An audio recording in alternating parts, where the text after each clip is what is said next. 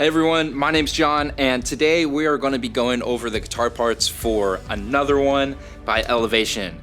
Sure, the song Another One, although it is another song by Elevation, it's also another album too, so... Another one. Before we jump into the actual guitar parts, I want to just let you know that this tutorial is going to be a really good amalgamation of what the guitar parts are that you're hearing on the album.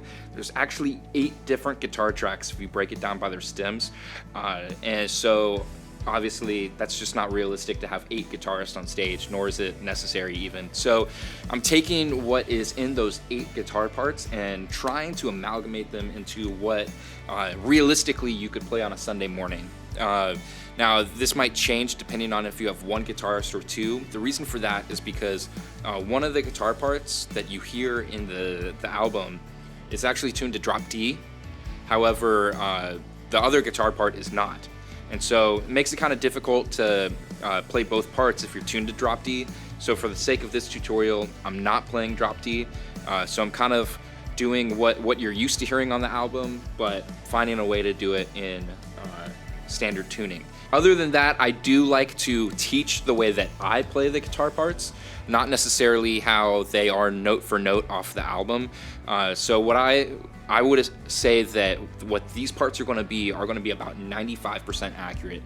The other 5% is me taking what those guitar parts are and then just adding my own flavor to it. For example, in the bridge, I'm going to be playing the bridge exactly how the bridge is played up until the very last refrain, and then I'm going to add in a few bends because I like to rock things up. Our church likes to play things a little bit more rock and roll. So I throw in some bends to kind of like give it just a little bit more roar, a little bit more power behind it. They don't do that in the album. That's something that I throw in. So feel free to use that part or to not. Otherwise, it's basically the same exact thing that you would hear on the album. And lastly, before we get into the actual playthrough, there is a lead line in the chorus that comes up for the second chorus and the third chorus. I'm only going to be playing that in the third chorus, just because typically when I'm playing on a Sunday and it's just me, there's only 1 guitarist, I feel like that second chorus still needs just some thick chords behind it to really beef it up some.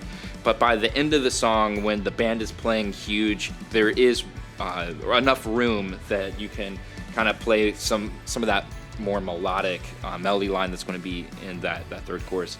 But if you have a secondary guitarist with you, then you can take that part that I'm going to be playing in the third chorus and then also put it in the second chorus, and you'll sound fantastic. You know, that's just how it is. Look at you. But in all seriousness, I'm really glad that we're doing this song as a church. I believe that this is a really powerful song of faith. And ultimately, at the heart of it, it's a declaration of faith, because for me at least, when I listen to this song, it reminds me of all the amazing, miraculous, impossible things that God has done before. And so when I'm looking at my future, the things that I have questions about, the things that I'm praying for that I haven't heard God on yet, the things that almost seem impossible, like, God, is it even possible for you to redeem that, or to make that happen, or to heal that? It just is a great reminder to remember that these are the things that God has done before, and if He's done it back then, He'll do it again. So be prepared, because another miracle is on the way. What a powerful declaration, and I'm so excited for us to be playing this at our church. But with all that said, let's jump into the playthrough of Another One by Elevation Worship. 1, 2, intro, 2, 3, 4.